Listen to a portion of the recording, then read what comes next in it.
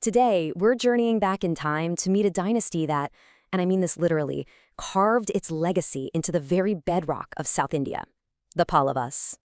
Think about that for a second. For over 600 years, these guys were a dominant power.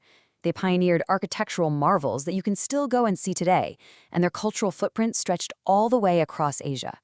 It's an incredible story of war, art, and influence. So, let's get into it. Who exactly were the Pallava kings? All right, here's our game plan. We're going to start in their capital city, then dig into their mysterious origins. We'll look at how they built their empire through constant conflict, meet a couple of their greatest kings, and then we'll see the incredible legacy they left behind. Okay, so to really get the Pallavas, you have to start where they did, in their heartland, a region called Tonde Mandalam, with their absolutely magnificent capital city right at the center of it all. And just look at that timeline. We're talking from the late 3rd century all the way to the end of the 9th century.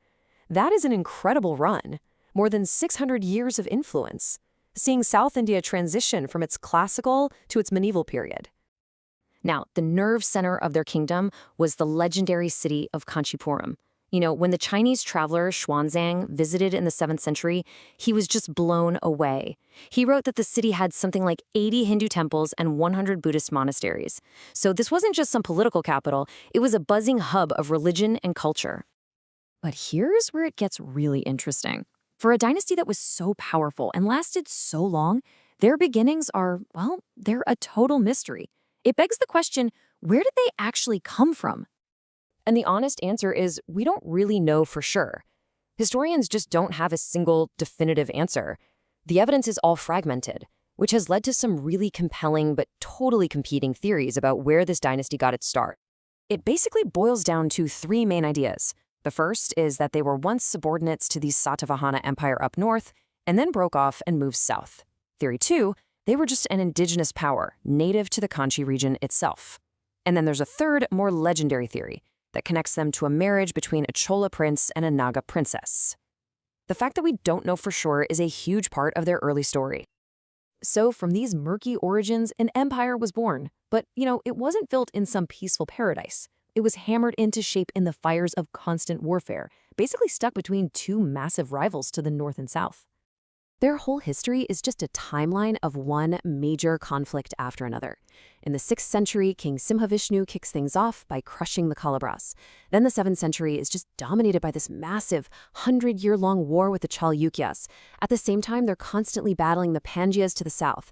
And this just goes on, right up until the very end, when the rising Chola Empire finally took them down.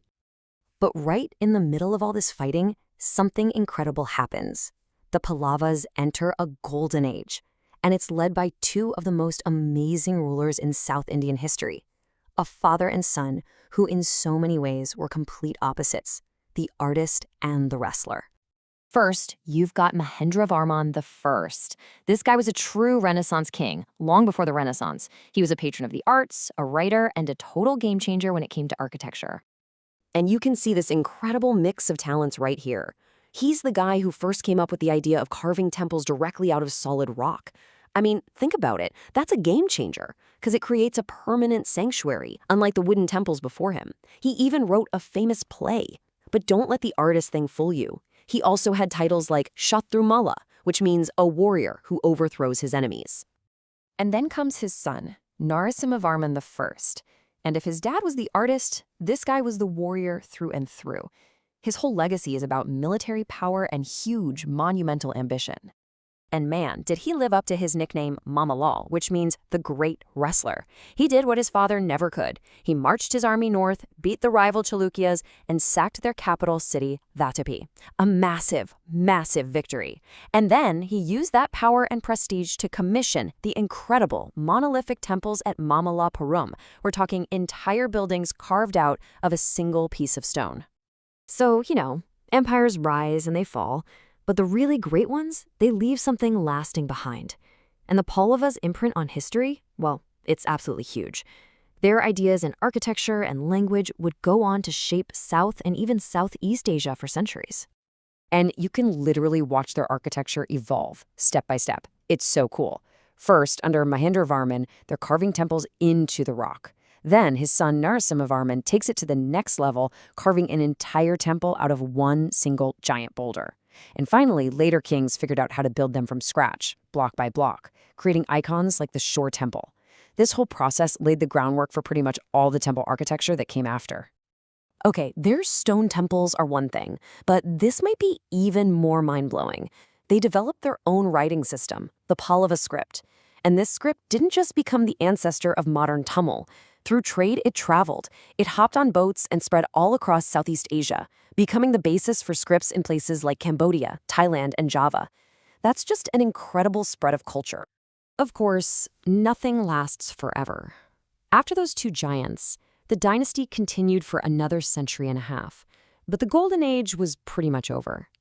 These later kings, like the ones you see here, they fought hard to keep the empire together, but they were under constant pressure, squeezed between the Pandyas in the south and the rising power of the Cholas, who would eventually bring the Pallava dynasty to an end. So if you take just one thing away from all this, let it be this quote right here.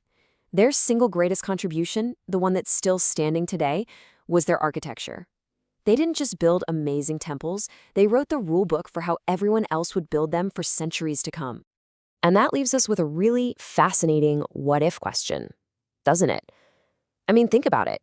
Without their pioneering work, would the great temples of South India even look the same?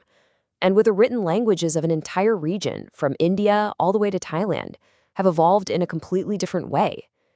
Their impact was truly monumental. If this got you curious and you want to keep exploring the region's incredible history, be sure to check out the next explainer in our South Asia history playlist. And hey, if you enjoyed this breakdown, don't forget to subscribe to Notebook Summaries for more. Thanks for watching.